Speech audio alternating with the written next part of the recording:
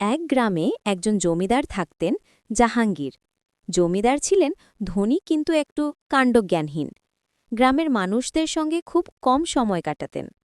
আর সেই একই গ্রামে একজন কৃষক থাকতেন, মগ্নু। মগ্নু ছিলেন খুব সরল, বুদ্ধিমান এবং প্রাণবন্ত। একদিন জমিদার জাহাঙ্গীর ভাবলেন, আমার ক্ষেতের সব ধান বিক্রি করতে হবে, কিন্তু আমি চাই কেউ আমাকে ঠকাতে না পারে। তখন মগ্ন হেসে বললেন, ঠিক আছে স্যার, আমি আপনাকে সাহায্য করি, কিন্তু একটু মজা করার ইচ্ছে আছে। জমিদার সম্মত হলেন। মগ্নু জমিদারের খেতে গেলেন এবং জমিদারকে বললেন, স্যার, ধান কাটা সহজ কাজ নয়। ক্ষেতের ধান যত বড় তত বেশি খারাপের ঝুঁকি, তাই আগে আমরা একটা পরীক্ষা করি। জমিদার জিজ্ঞেস করলেন, কি পরীক্ষা? মগ্নু এক ব্যাগে ধান ভরে জমিদারের হাতে ধরালেন।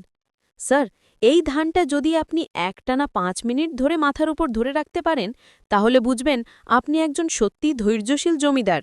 না পারলে আপনাকে শেখা লাগবে ধান কাটা। জমিদার ভাবলেন, এটা তো সহজ, এবং ব্যাগটি মাথার উপর তুলে নিলেন। শুধু হঠাৎই মগ্নু ব্যাগের মধ্যে এক কুকুরের খাবার বাক্স ফেলে দিলেন। জমিদার ব্যাগটা মাথায় ধরে ধরে থাকতে গিয়ে হালকা কাঁপতে শুরু করলেন। মগ্ন হেসে বললেন, স্যার, ধান শুধু ধান নয়, ধান ধরার সময় আপনার ধৈর্যও পরীক্ষা হয়। জমিদার শেষ পর্যন্ত হেসে ফেললেন, ব্যাগ মাথার থেকে নামালেন আর বললেন, মগ্নু, তুমি সত্যিই খুব চতুর। এরপর থেকে জমিদার জাহাঙ্গীর আর মগ্নু একসাথে কাজ শুরু করলেন।